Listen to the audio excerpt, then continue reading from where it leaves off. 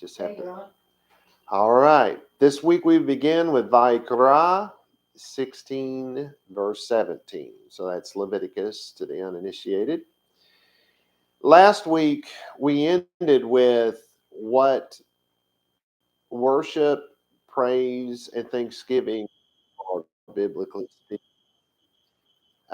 To worship is to bow down, to give into, and so worship God is to bow down, to give into His will. And His will, according to the Bible, is that we live according to His Torah. I know that's not popular among the Christians, but that is, in fact, what the Bible teaches. So the will of God is the Torah, the will of God in our lives.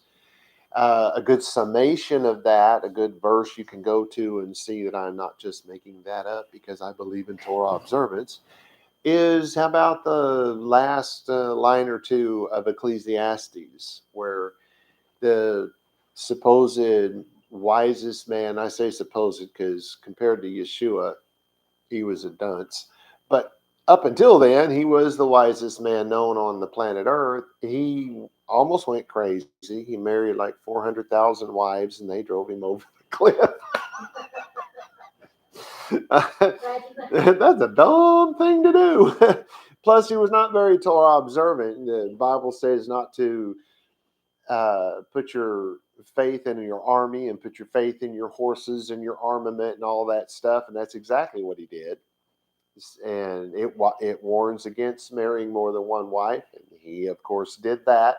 He wasn't really following God's law too terribly well, and it drove him to the point of vanity, vanity, everything is vain, oh my goodness. But then of course it's written in the comparison contrast style. It's not that he literally lost his mind, it just sounds like it if you read it.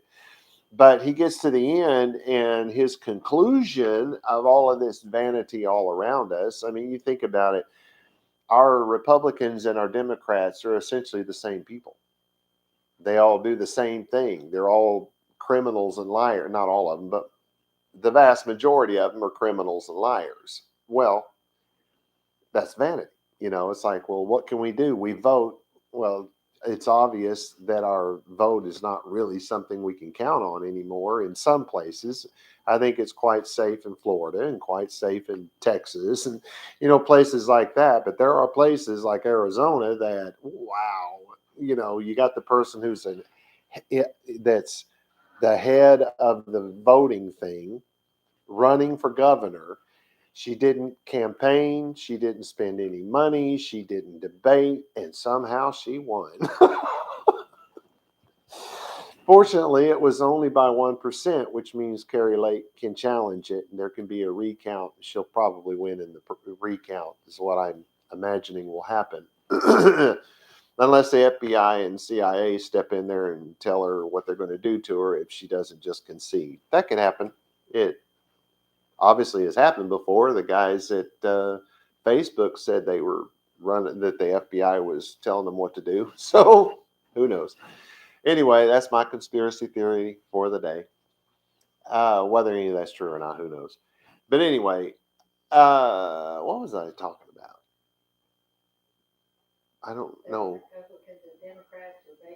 Oh, the vanity, vanity, vanity. Well, his conclusion after all of that was that the whole purpose of man was to live according to God's law. You don't believe me?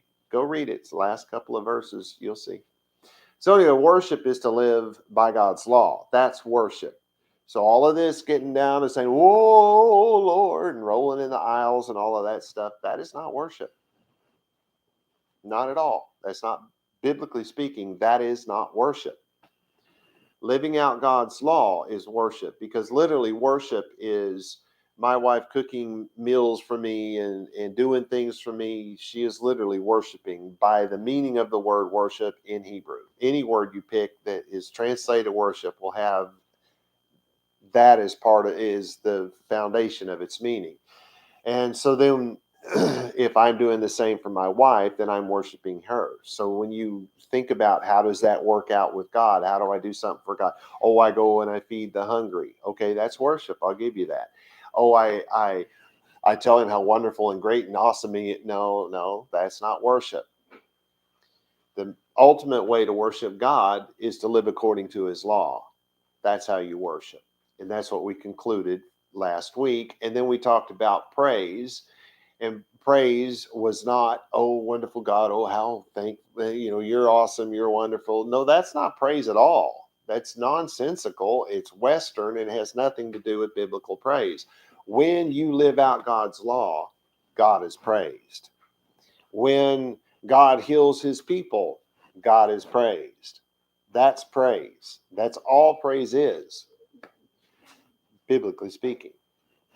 So what's all that other stuff? The rolling in the aisles and telling God how wonderful he is. That's called Thanksgiving.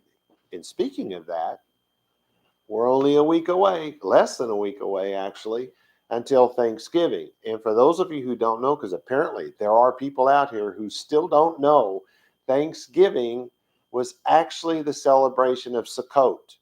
Sukkot, because back when the pilgrims landed and all that stuff and got together with the Indians and all that stuff, they were actually celebrating Sukkot, because back in those days, the Christian world still believed in God's law. They still followed God's law. They followed God's law the Christian world did, right up until the early to mid 1900s. Yes, 1900s. It really wasn't until the late 60s and into the 70s that the church became no different than the world. No different at all. And now you've got woke churches everywhere you look. Good night. But anyway, if anything's going to be the demise of the church, that will. But I still think that's a fad and it'll go away. So who knows? Anyhow. So that's Thanksgiving, and we're coming up on the day of Thanksgiving. Should we celebrate it? Why not? That's a pagan holiday. No, it's not. It came from the Bible. The fact that a non-God loving president decided to set it on Thursday, so we get way away from Sukkot after a while because he set it up so that it happened on a Thursday every year, blah, blah, blah. So the connection to Sukkot got lost. But it actually was a celebration of Sukkot originally. And that's a historical fact. And, people can blow that out and say whatever they want to, but that is a historical fact.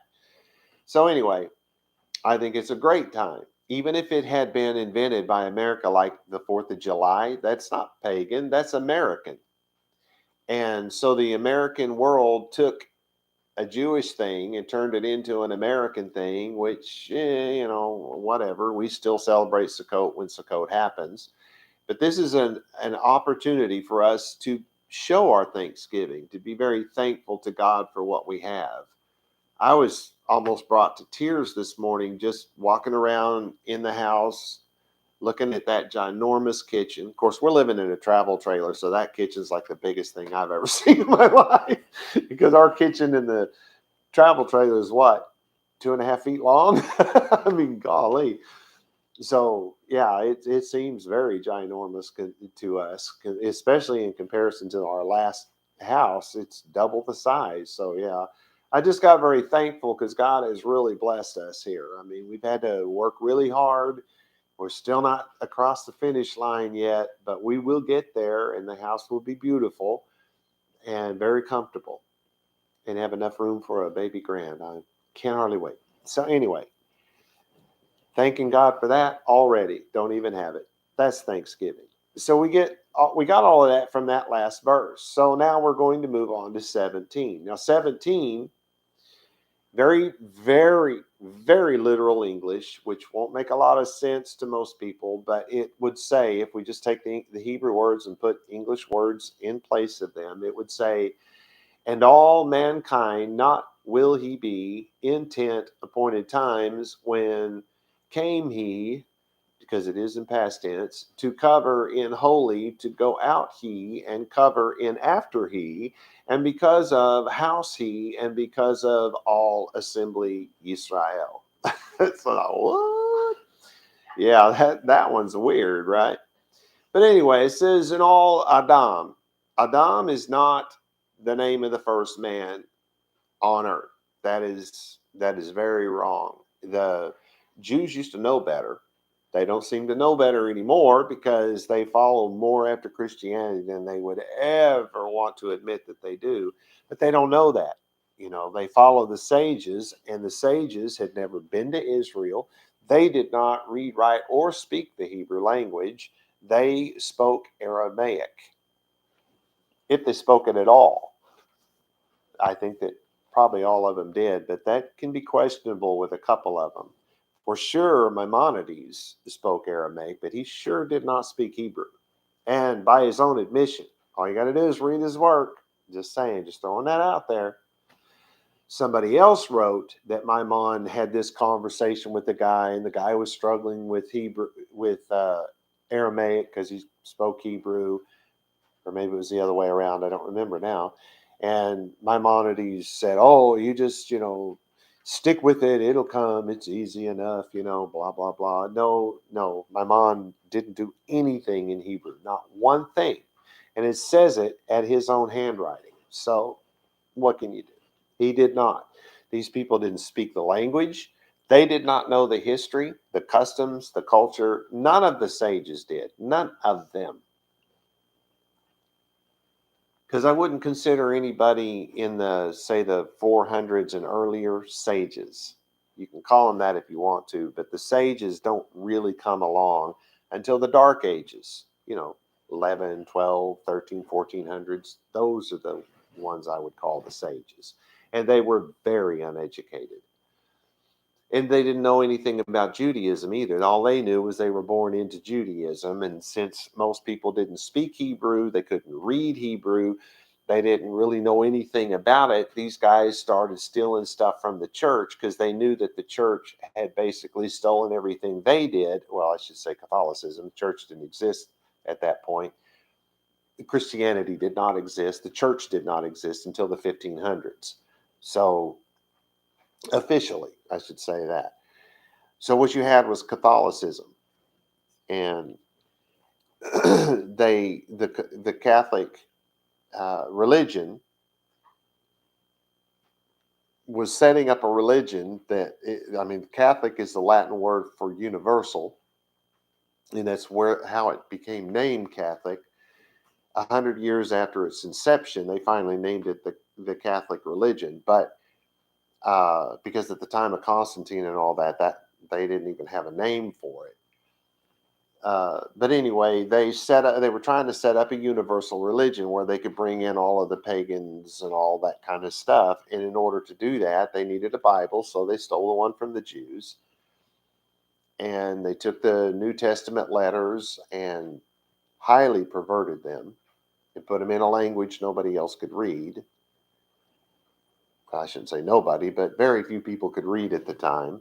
That was Latin, which was not the language of the biblical period by anybody in the biblical world, and nor was Aramaic for that matter. That Hebrew was the spoken normal language of the Jews all the way through the first century, all the way until 70 CE when the destruction of the temple came, and then into 135 or so with the Bar Kokhba revolt and the expulsion of the Jews. That's when all of the Hebrew went away because the Jews were kicked out. So this Catholic idea that they spoke Aramaic and that they spoke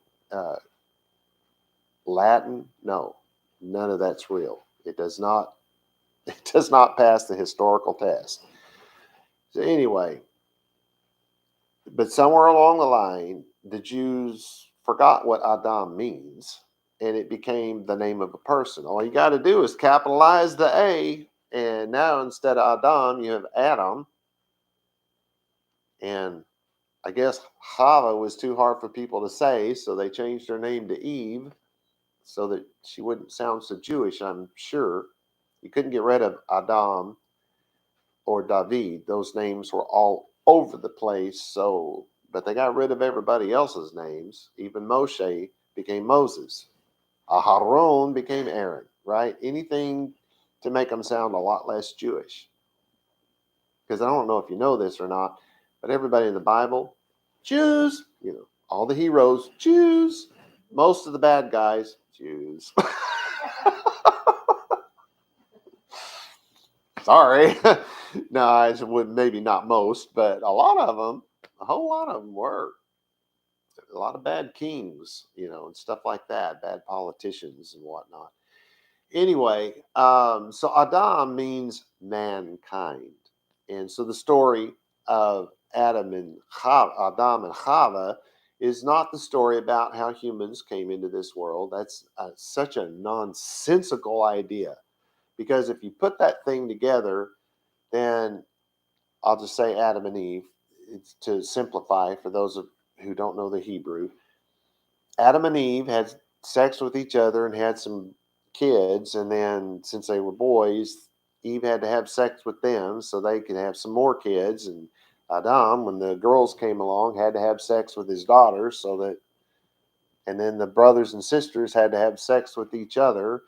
And then eventually the cousins had to have sex with each other. And then somehow everybody was separated far enough out that we weren't, marrying brothers and sisters and mothers, and, all of that wasn't happening any longer somehow. So, yeah, the problem with that is we know scientifically that couldn't have possibly have taken place. The human race would have disappeared by the third generation. Could have maybe lasted into the fourth, but they would have been dumb as a box of rocks by then. So that's stupid. It's just beyond stupid that anyone believes that, and yet that's what happened.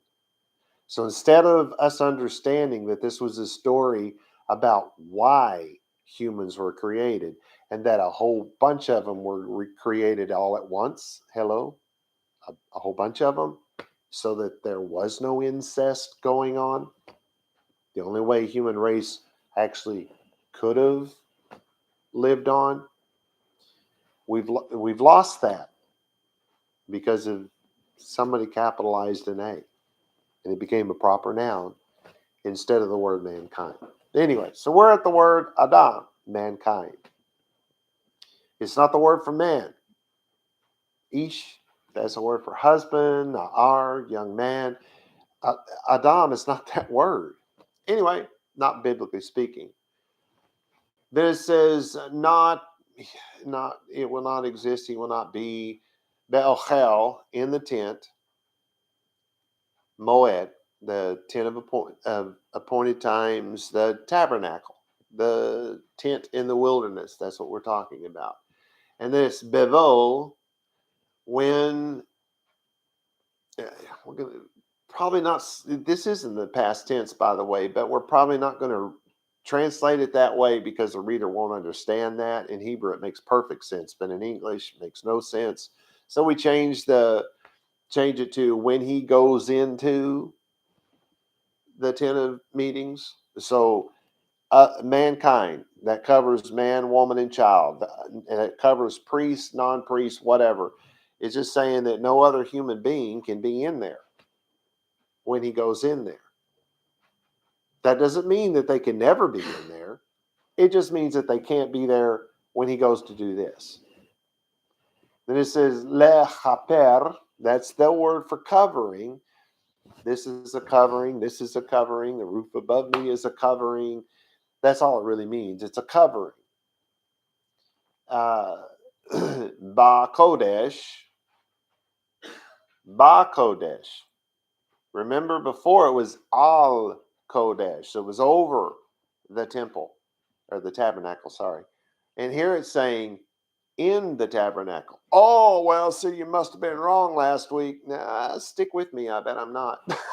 So anyway, then it says odd, and that's while or until or till, T-I-L-L. You can shorten it that way.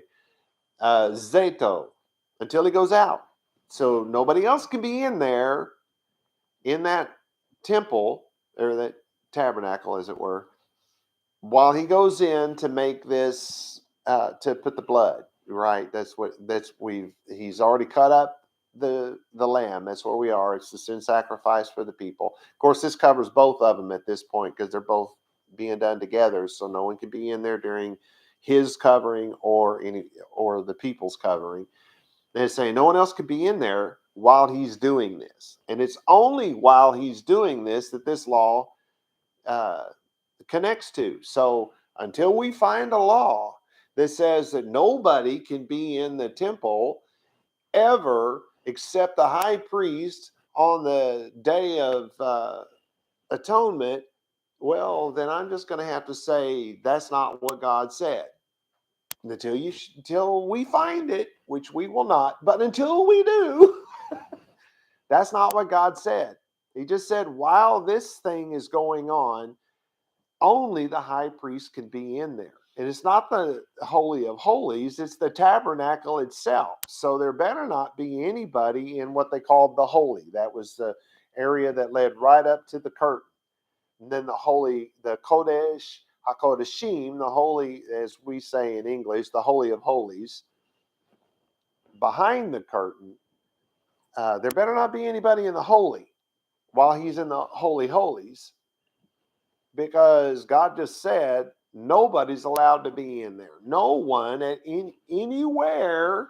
So there won't be anybody standing in there, spinning out the blood, trying to keep it from coagulate. If they're going to do that, they're going to have to do it outside the temple or the I don't know why I keep saying temple, the tabernacle. They're going to have, nobody can be in the sanctuary. Nobody but the high priest at this particular time. And that's as far as this law goes. Period. End of story. All right, this is vaYigra. So there's your covering again. So it's the covering in the tabernacle. What was the last word? I've already forgotten. I got off on my little tangent there. Until he goes out. And then this is the word covering again. Ba'ado. So that's in. Well, this is where it says until after he leaves. This is ve'ad, which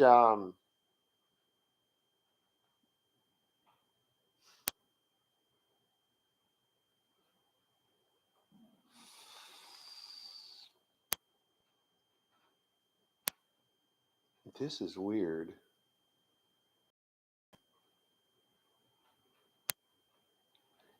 It denotes a kind of a nearness to like behind or after.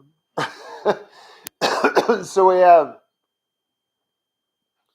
the same word is being used 2 times in a row. So it's like saying can't go in after, and then it says and after Beto loses his bid for president again. Oh man, he had to wait a long time. No, just say after, and then this is to the house or for the house because it. Wait a minute, no, it's not. This is just house he after he leaves the house. Then it says u ve'ad again.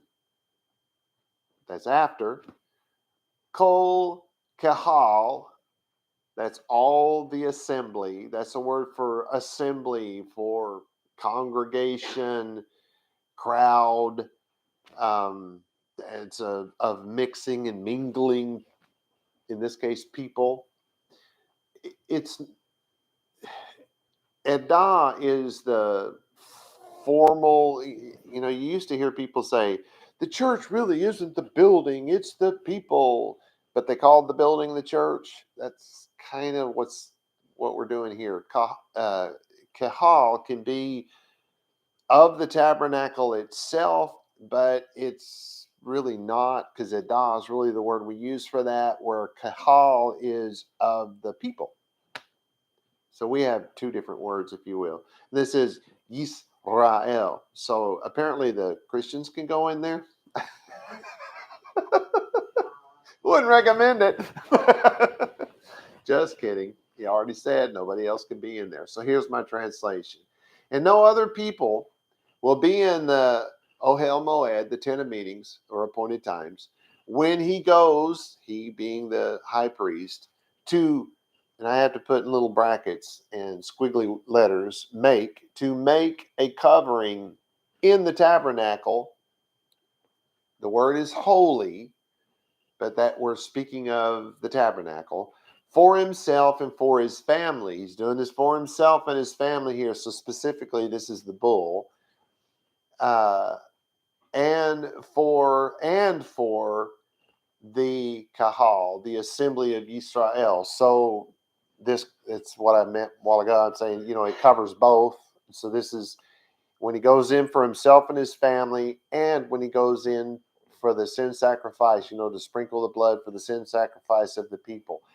At those two moments, nobody else is allowed in the tabernacle anywhere. It's not the Holy of Holies. It's the whole tabernacle that nobody can be in. Haskani and even Ezra both wrote that only the Kohen Hagadol, the high priest, could enter the Kodesh HaKadashim, the Holy of Holies. This idea has persisted to this day, as I've kind of already pointed out. Both of these sources translate the word Kodesh as holy of holies. But this is wrong. The single word Kodesh means holy, and it's in this instance in connection with the area inside the tabernacle before the curtain, which is called by us today the sanctuary. Kodesh HaKadashim was not used here, and thus the translation is wrong. Their translation is wrong. It is funny that the sages wrote that only the Kohen Hagadol could enter the Kodesh HaKadashim only one day of the year, and then spend volumes, and I do mean volumes, writing about how the regular Kohen were lowered down into the Holy of Holies in order to clean the blood from the back of the curtain in the ark itself. Was that like a suicide mission? You're going to drop down and hopefully you get something clean before you die? They thought because their feet didn't touch the ground, because all of that stuff's written way after the fact. Whether that was true or not is very doubtful, because these Jews in this time would have known that there was only one point in time when they could not go back there and clean things, right? This is a Dark Ages thing. This is people who did not speak Hebrew. They didn't know the customs, the culture, and the history, and they're just making it up. Let's not do that. I'm not into that. Now, I didn't catch this earlier, but verse 2, seems like I said this last week, but maybe it's just because I remember it from writing it down. Verse 2, now I kind of worked on the translation a little bit. It says, and Yahweh said to Moshe, speak to Aharon, your brother, that he not come in at any time, and then I put in the little squigglies, anytime he wishes, to the sanctuary, the holy, from the parochet, from the curtain in the house, the tabernacle, to the front, or to the faces of, that means to the front of the parochet, which is the mercy seat or the lid of the ark, which is above Aaron, start to say Aaron, Aaron, not Aharon, but Aaron, the ark, so that he does not die, for I will appear in a cloud, and this is what I was talking about last week about the cloud. God is the cloud, over the Karopet, Kaporet. I thought, wait, I think I said that wrong. I did. So,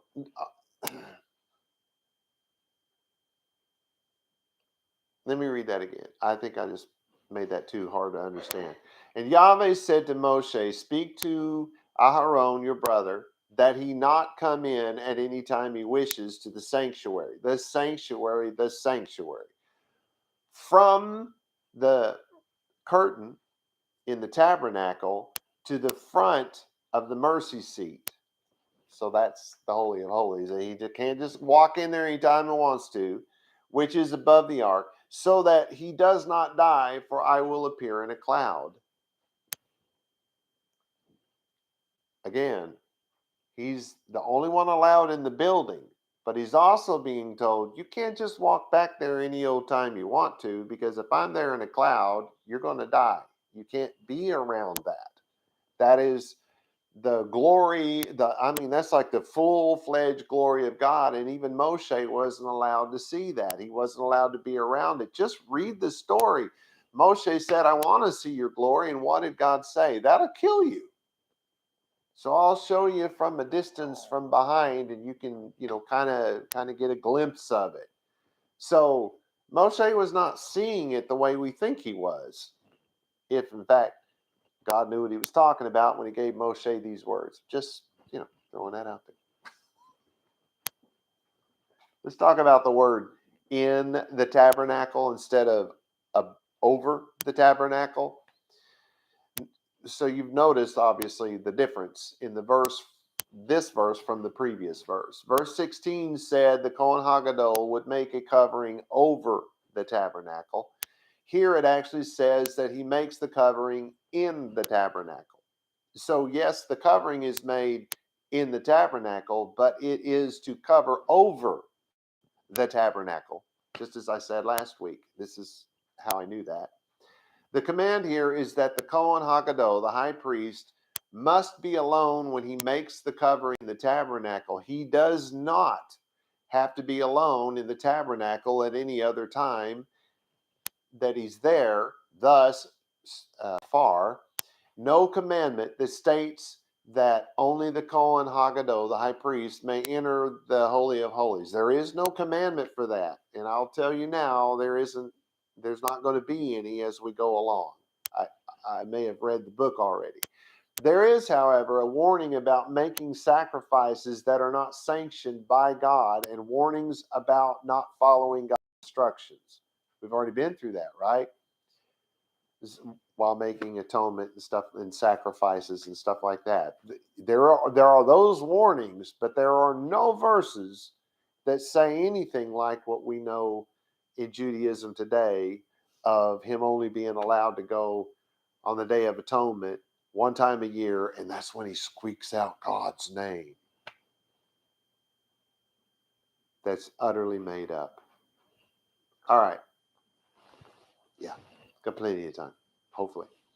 So let's move on to 18. This is my very extremely literal translation. And he go out to the altar that to faces Yahweh, and cover upon him, and take from blood the young bull, and from blood the goat, and give upon horns the altar round about.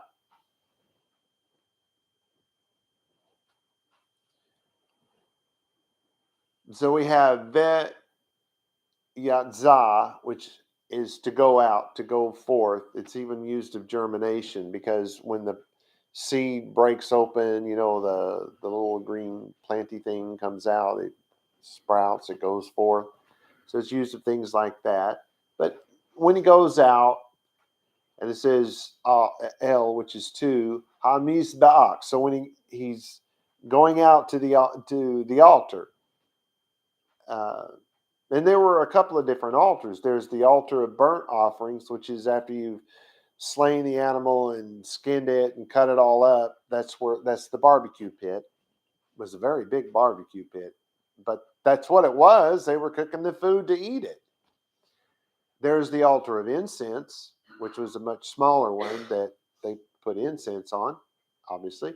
There's the golden altar within the temple. So, there's some choice here.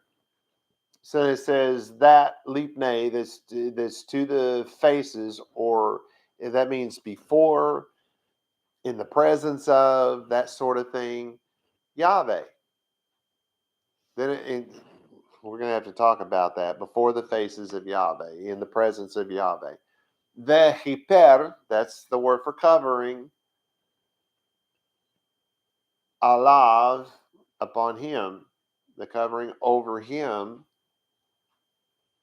Velakach, and so he's going to go out there and he's going to get something. Midam, he's going to take from the blood. Hapar, of the young bull.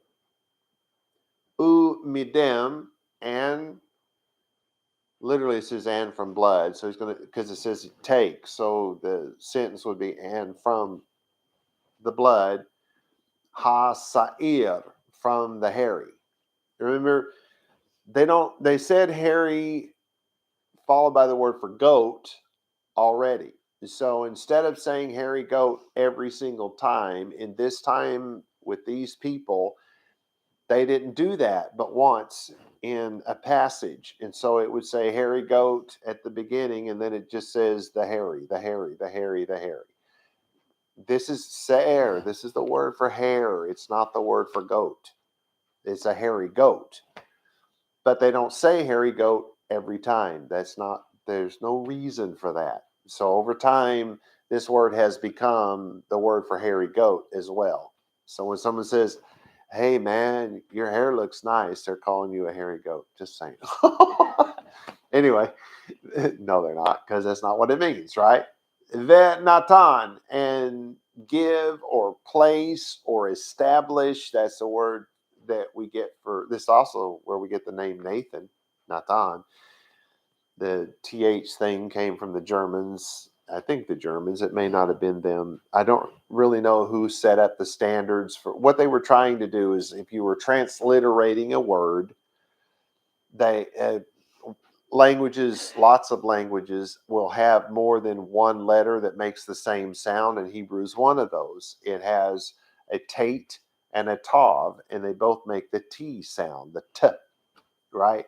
And so in order for you to, for some reason I don't understand, if you're going to transliterate, what's the point in telling somebody which T sound it is? It's just a T sound. The whole point in transliteration is so that you can pronounce a foreign word using your letters. You can see those letters and know how to pronounce that foreign word. That's what transliteration is for. It doesn't tell you what the word means, it tells you how to pronounce the word. So, but what they did was, and I don't know which one is which. I don't remember. I used to have the book when I was in college. We had to use it. But of them, the T, let's just say it this way, just simplicity. I maybe have it backwards. I don't call me on it. I'm already telling you I may have it backwards. But let's say the tav is the T and the tate would have been the TH. It was still supposed to be pronounced Natan, not Nathan or Nathan. It wasn't even supposed to be pronounced that way. There was never supposed to be a TH sound, because in Hebrew, there never has been, nor is there now, a TH sound. We don't have a W sound. That's not, the Vav is not a modern sound. There never has been a W sound in the Hebrew language.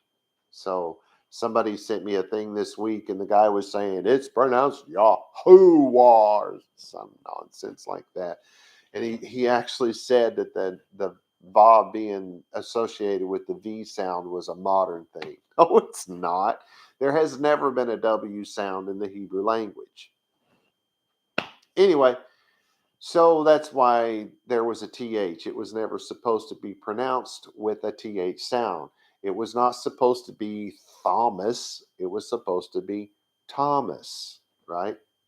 Or Tomas, as most people say it throughout the world.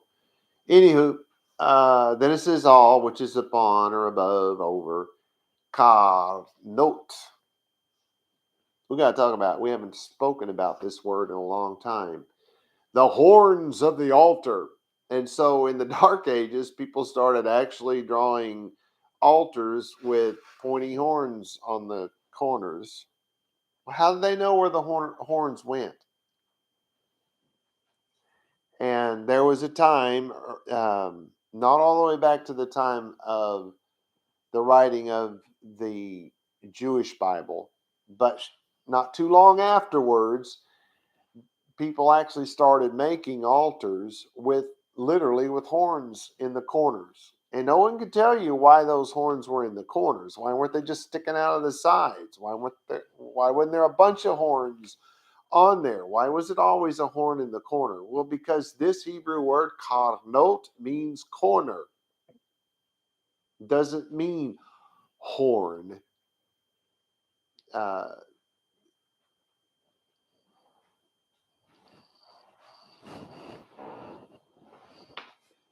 Is this a karnot? No, it's a shofar. Is this little one behind me a karnot? No, it's a shofar. So this whole idea that this word means horn, well, it's not exactly wrong, but it's very wrong. Listen, you can use this of a horn, but it's only used idiomatically because the horn of an altar is the corners, and the corners of the altar are the strongest part of the altar. That's where everything comes together, and that's where the strength of the altar is. And the reason why a word that literally means horn, but is not used in that manner for the most part, that is because, like it says, the horn of Moab is broken. Really? Did Moab have horns? Did the Moabites have horns sticking out of their head? Did their king have one sticking out of his forehead? No, no. The strength. This is the word we use for strength, and the strength of a box, if you will. The ark, the altar. These things are built with corners, and the corners are the strength of this thing. They are the hardest part to bust apart if they're built properly. So we're talking about the corners because that's the strong part. That's how we know it's corners and not pointy horns sticking out. So the altar that was built in the time of Moshe most certainly did not have horns poking out of it. So all those pictures you've seen are wrong. Anyway, I think it's interesting that this ark that we have here, it has no horns. Wonder why. Anyway, just throwing that out there. Then it says Hamis Ba'at. So this is the altar. I guess they really put them more. Well, I don't know. I'm seeing them on the Ark of the Covenant quite often. So that's just one of those nonsensical things. So you're going to go to the corners of the altar. Hamis Ba'ak, that's the word for altar. Saviv, round about. So here we go. Here's my translation. And he will go out to the Mizba'ak, the altar, which is before Yahweh, which is Panay. You know, it's before it says it's faces that, we could say that face Yahweh, or in front of Yahweh, or in the presence of Yahweh. Any way you want to say that, it means the same thing. It's before Yahweh. And make a covering over himself, and take from the blood of the young bull and from the blood of the he-goat, or the hairy goat, and place it on the corners, not the horns, the corners of the altar around it. So it's going to be the corners and around it, right? So this is where the Kohen Hagadol makes a covering for himself. Remember, we've only talked about so far the covering that he makes over the tabernacle. This is where he's making the covering for himself. The covering over the tabernacle covers everything in the tabernacle. So, other words, make a covering for himself. Even Ezra wrote that the outside altar on which the burnt offerings were made is where this event took place. However, Sifra said that this is the inner golden altar because the text says the Mizba'ak, which is before Yahweh. Sifra's argument is a weak one, given that verse 7 says that the Kohen Hagadol will present the bull and the lambs at the door of the tabernacle before Yahweh.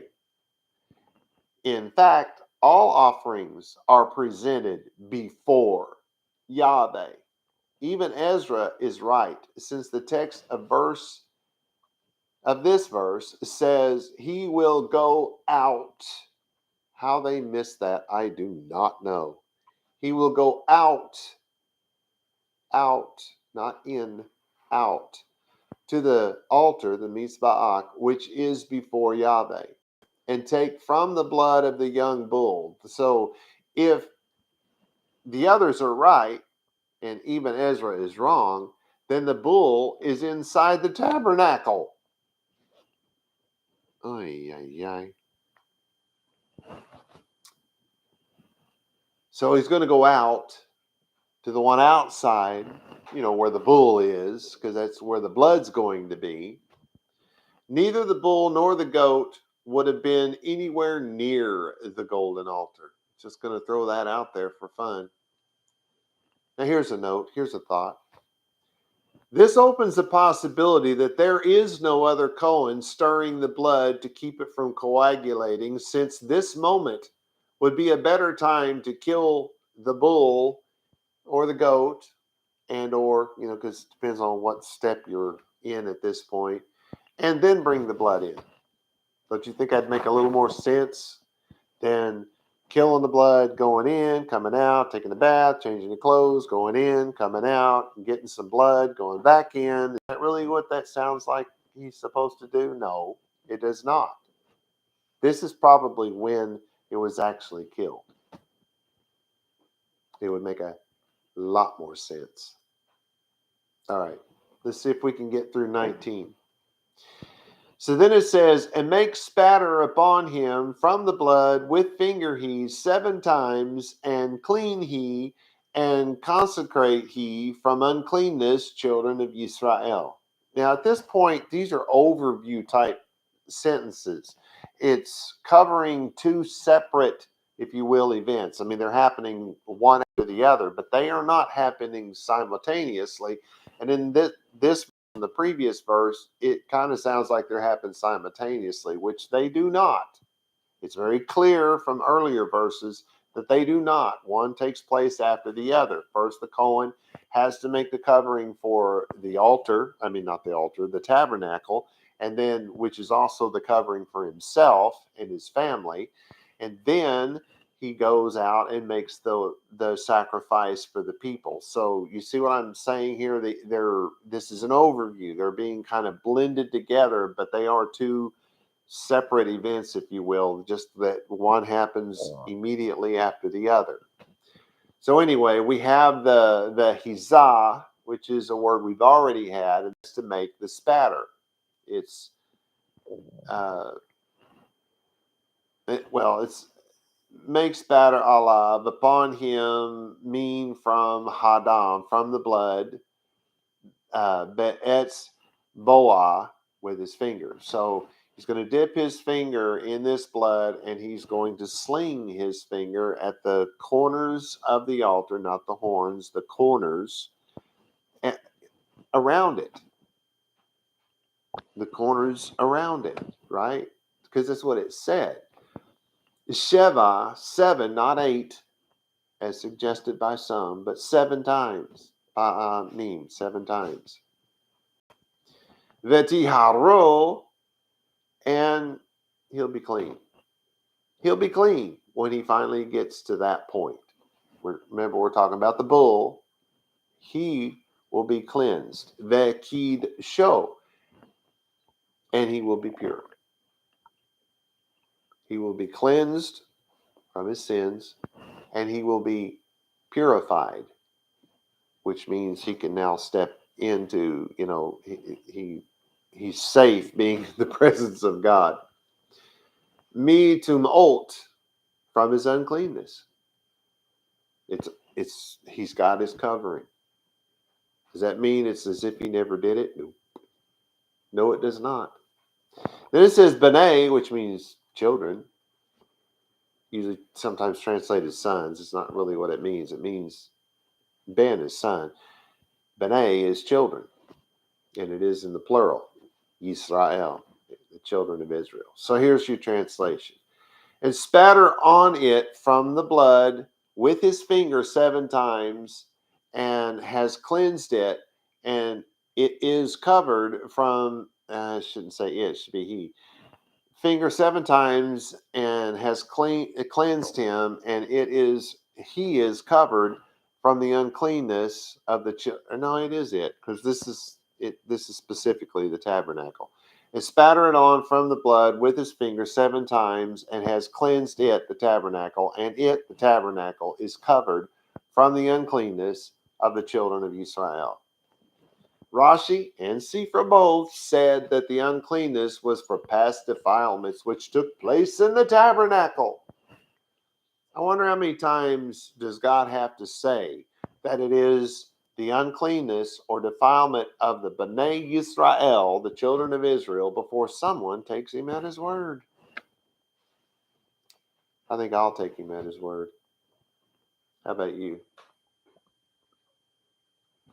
I think we have enough time to squeak this one last one in. Let's look at verse 20. And complete from cover the holy and tent appointed times and the altar, and bring the goat the living.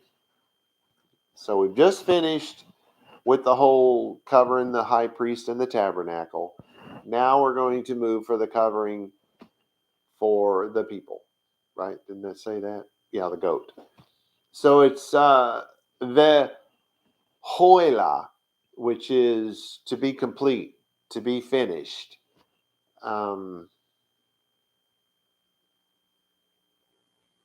You could even say to be perfect.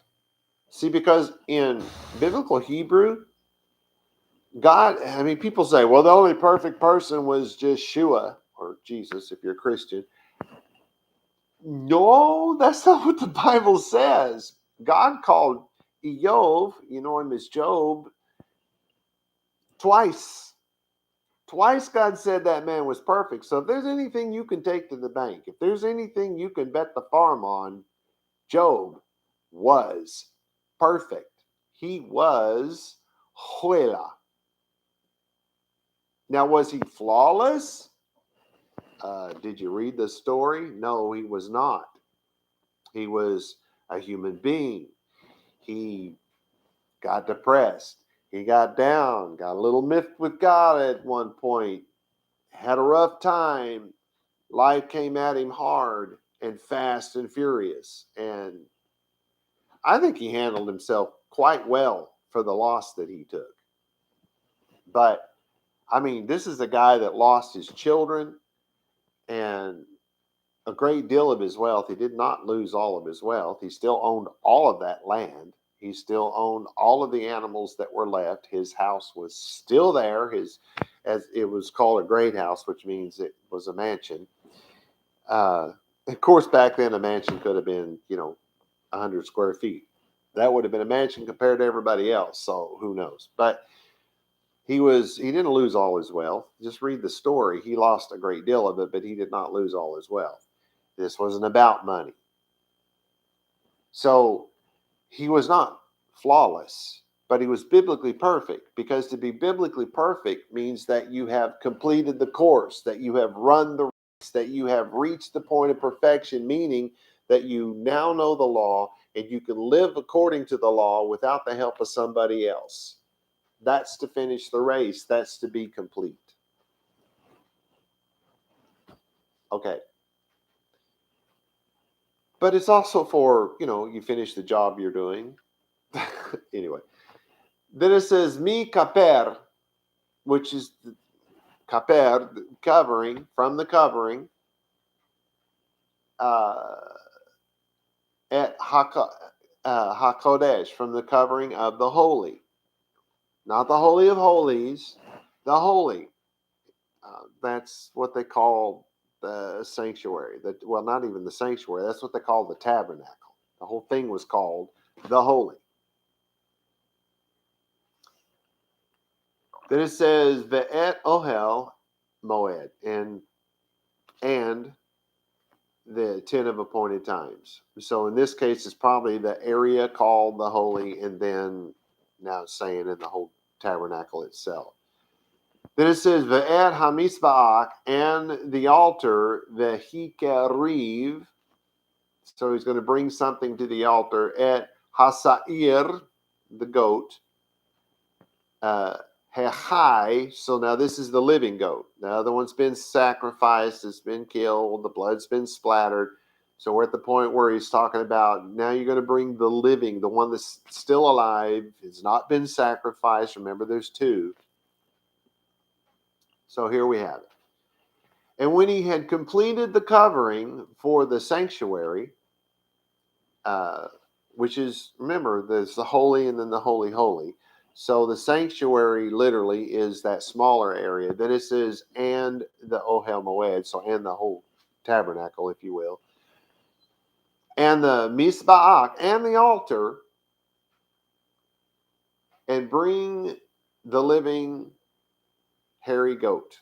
So now he's going to bring this. Now it's stopping in mid-sentence because somebody decided to put numbers and chapters and verses in here, and they broke a sentence up right in the middle of it. So we're only going to get half of it here.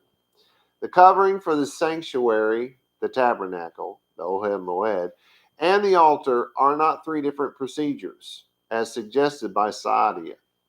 This one procedure covers all three items, as well as the Kohen HaGadol. It covers more than just the three were spoken of here, but that doesn't mean that now all of a sudden the temple's no longer covered, or the tabernacle and the high priest is no longer covered because they didn't put it here. That's not the way Hebrew was written in this time and place. But of the living hairy goat, Haskani and Sifra both say that the goat has to be alive at this point. Well, but if they're saying that people must have been saying otherwise. They felt the need to write something that ignoramus down because they were probably dealing with some ignoramus who was saying that. That's probably why something that silly was written in there. But they also say that the goat is sent to its death. Based on what? The truth is, no one knows what happens to the goat. It is only assumed that it will die because it is sent into the wilderness without a shepherd or any protection. It's a pretty good assumption, right? But who knows? Maybe the aliens came down and drained the goat's blood and left the body there for the wolves. Maybe Catholic angels take the goat to Christian heaven. Or maybe God sees to it that the goat feeds some poor farmer's family for a little while. The fate of the goat is not spoken of in this text. And anyone who tells you that they know what happened to the goat is being speculatory. Let's just put it that way. That's speculation. Because the Bible doesn't tell us what happens to the goat. He is not sent out into a desert. He is sent out into a wilderness. Lots of grass, lots of water. No reason why he should die other than getting caught by the wolves and stuff like that. So if God's not going to use that goat to feed a family in need, which I would not put, I would think that he would probably do something like that, then yeah, it's going to die. But we don't know. We have no way to know. So as far as I'm concerned, God's feeding the poor farmer family. That's as far as I can go today. I have run out of time. Boy, this went fast. Shalom v'shalom, you guys.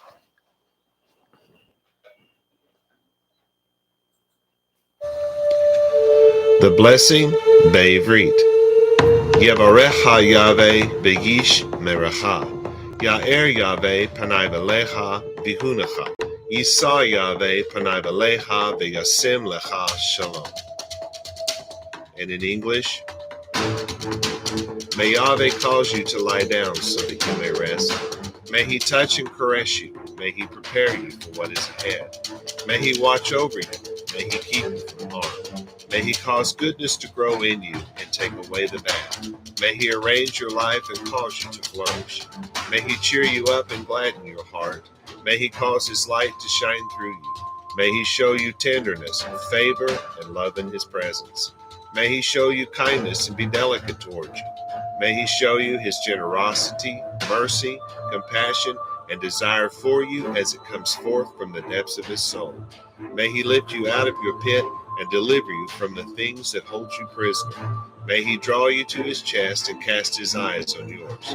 May he show you his love and desire for you as he cradles you in his arms. May he bear your punishment and pardon you of your sin. May he take you for his bride. May he establish a foundation in you. May he place his name on your heart and mind and make your body his temple. May you be his treasure. May you always be on his mind. May he draw you near and comfort you when you are afraid. May he assure you there is nothing to fear because he is with you. May you and all that concerns you be at peace because he is your friend. Amen.